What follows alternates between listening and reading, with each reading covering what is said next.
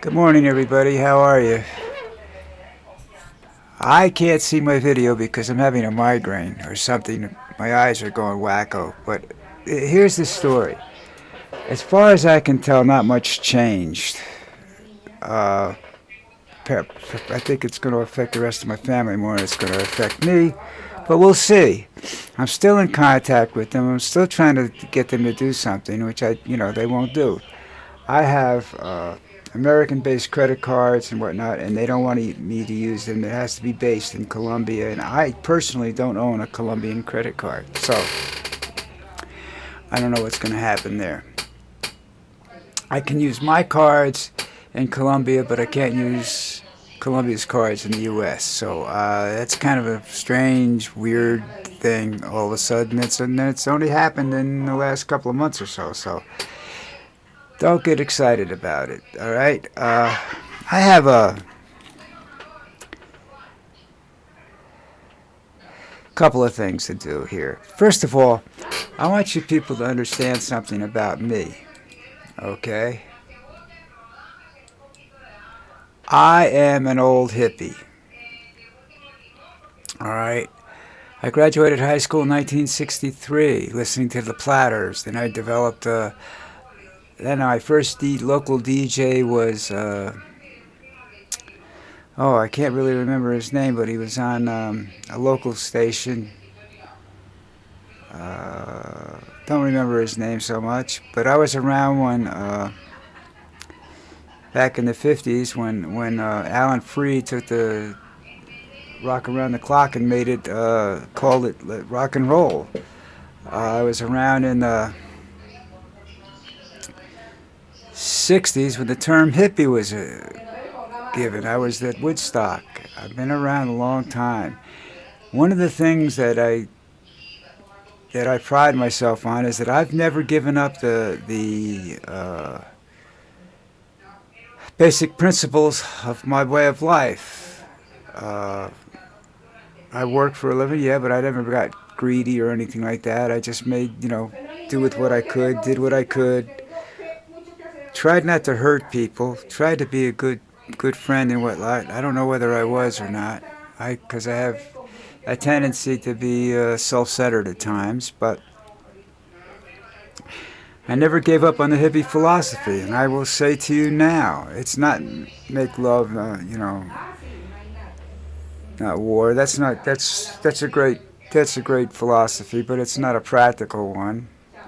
We all knew that, but there are a lot of things that we do in our lives. Like I love animals, and I still love animals, and I still love music, and I can still drift off into Never Never Land with music and not be able to and not have an idea what's going on around me.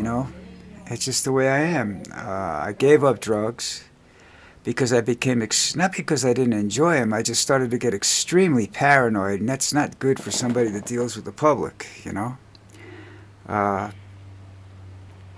Definitely practiced free love.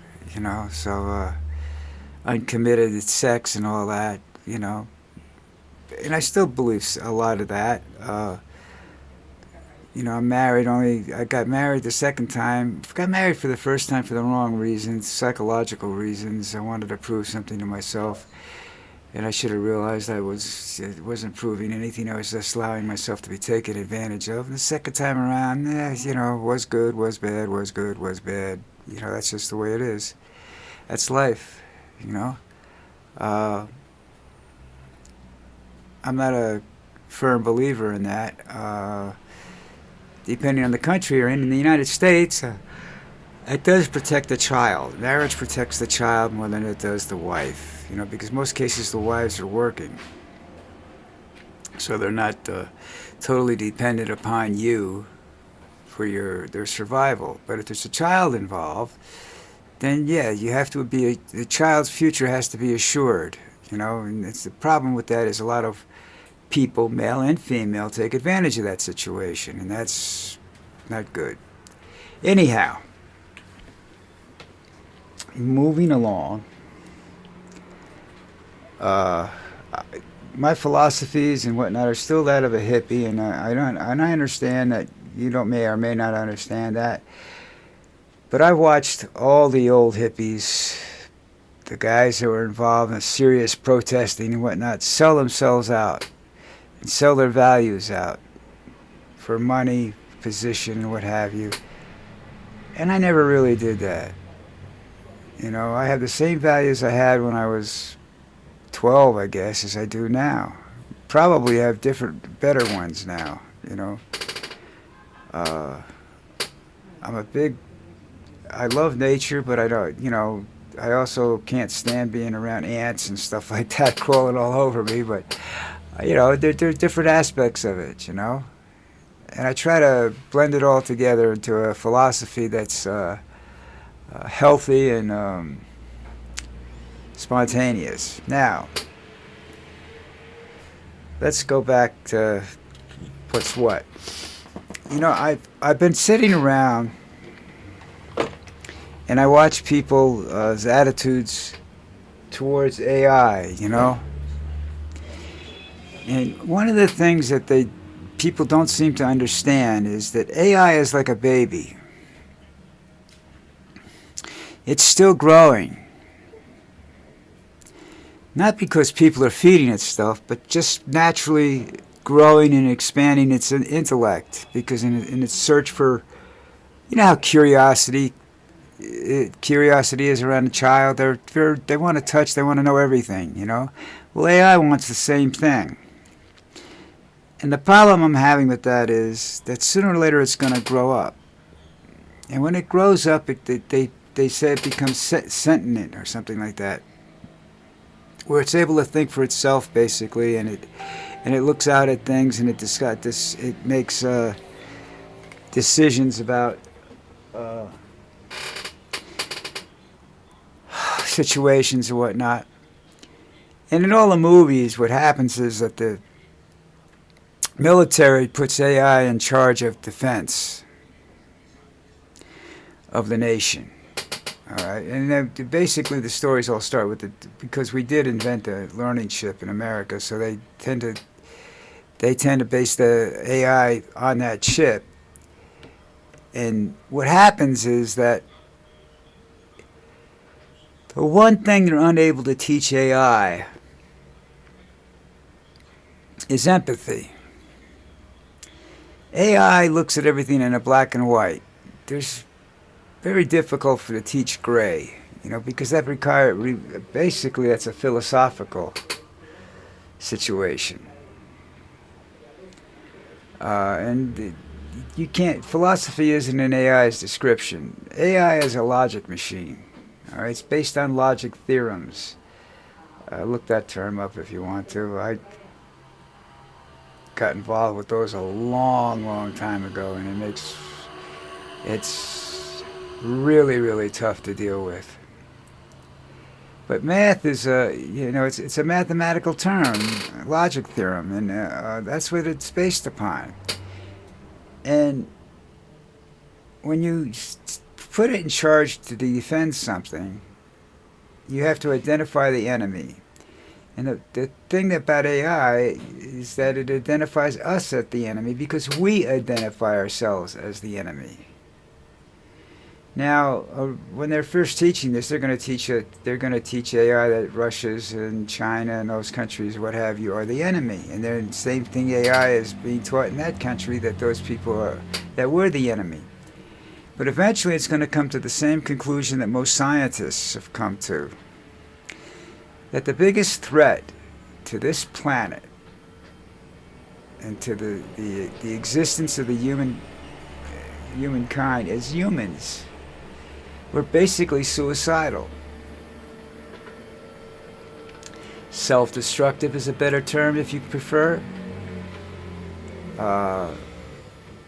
So what is it going to do? If the planet is to, wait a minute, there's a vacuum cleaner running around. I guess she doesn't want me to vacuum today, so anyhow, you don't want me to vacuum today, Ruby? Okay. I talk to you right later. I don't know. I'm busy right now. You do what you want to do. Huh? You Yeah. want me to do it? Yeah. Okay, when I'm done here, all right? Now you know what I'm doing later. Uh, where was I? Oh, scientists understand that we are the greatest enemy to this planet. So, unless we can develop a way to teach empathy to a machine, I don't know how you do that. You'd have to be able to. I think you could do it to an android because you can install a person's personality traits into an artificial brain. But artificial intelligence is a machine. It's not a human thing, and that's the. It's not based on human thinking. It's based on logic. Uh, so you'd have to see. You could put it. It might end up. This whole situation may not end up like it does in the Terminator movies, humans against machine. It may end up as machines against machines. Like the Terminator himself is able to learn empathy. It's a difficult process. Uh, Empathy isn't a logical reaction to situations.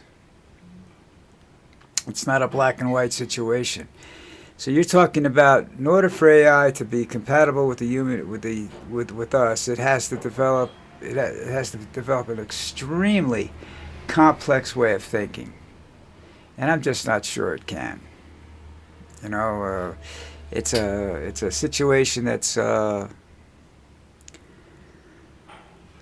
I don't understand it. I'm not smart enough, but Einstein and what's that guy in the wheelchair? I can't remember his name. I'm really bad with names today. These are two gentlemen that believe that the greatest threat to humanity was artificial intelligence. But when you look at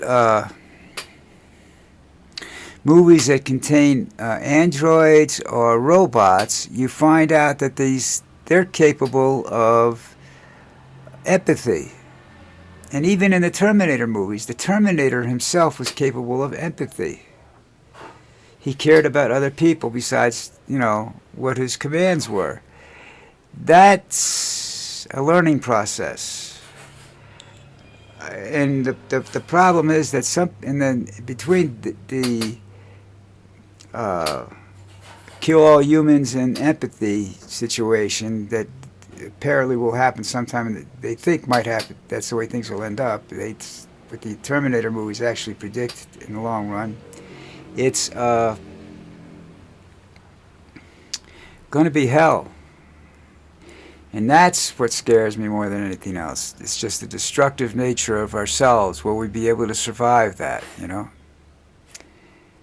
So anyhow, don't, and one of the things that you have to do too is you have to be able, with artificial intelligence, is you have to be able to put it aside so you can imagine things, so that you use your brain. If you don't, you're just going to be a husk. All right? What makes us different from everybody else is our ability to comprehend, to think, to come up with new ideas, imagination, fantasy, things like that. I don't think you could teach that to a machine, but we'll have to find out down the road. Anyhow, the point of that story is that AI is in its infancy right now, and it's learning. And what direction that learning goes will determine whether or not this planet survives. Despite what Elon Musk may think. All right, that's it for today. Listen, so far as I know, you can still subscribe, so please subscribe. I'll try to come up with some interesting topics besides politics, because I know we're all tired of politics. And we have a couple of months yet before elections, and we have to start really cracking down. In the meantime, everybody, take care. Please hit that subscribe button. Or just like the video, okay? I get credit for that. I look better. You look better. The station looks better, I'll keep you abreast of what's going on with YouTube. I have to talk to them again today and see what they come up with. But in the meantime, folks, everybody take care of yourselves. Stay safe. It's Friday. and I will see you, but I will see you tomorrow. So take care.